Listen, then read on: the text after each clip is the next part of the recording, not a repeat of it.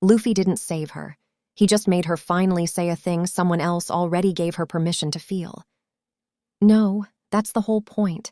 Nobody else actually got her to admit it out loud. He's the one who broke through. Okay, that one lands rougher than it should for a scene everyone calls the most beautiful moment in the whole series. We're talking about Nico Robin, the crew's archaeologist, and one exact moment, the second she finally screams that she wants to live. This is a real, ongoing fight in Japanese fan spaces right now, still going under old forum threads and comment sections that never really closed. Wait, people are actually still arguing over who gets credit for one line? Here's the fault line. It's not whether the scene is powerful, it's about who actually freed her to say it. Watch Luffy's face when he screams it. That's not comfort, that's a demand. He refuses to let her die quietly, and that's what breaks her. That's the reading most fans grew up on, Luffy screaming her back to life. But she'd already heard something close to that before, long before Luffy, from someone else. The specific citation people keep bringing up.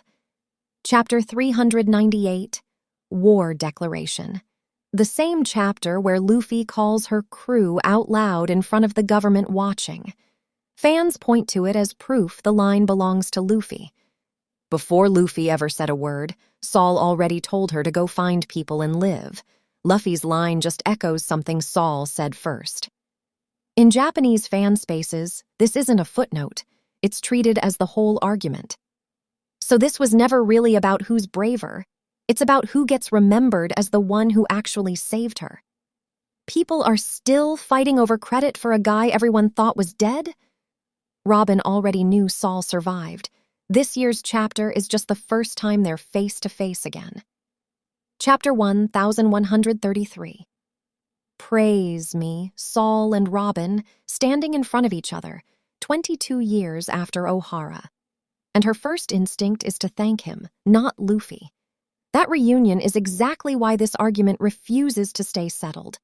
Doesn't change anything. Luffy's the one in the room with her when she actually says it out loud. Saying it is what matters, not who planted the idea. That's convenient. You're giving the guy who showed up last all the emotional credit. Some Japanese fans push back on the reverence completely. Every time this scene shows up online, someone's rewritten the line into a joke. It's been mocked into meaninglessness. The episode title itself is blunt about this. Say you want to live, we are Nakama. Plain, almost embarrassingly direct, no poetry to hide behind. That's exactly why the joke versions bother me. Something that raw gets turned into a punchline because people can't sit with it straight. Or maybe it survives because it gets joked about. A scene nobody touches is a scene people stopped feeling anything about.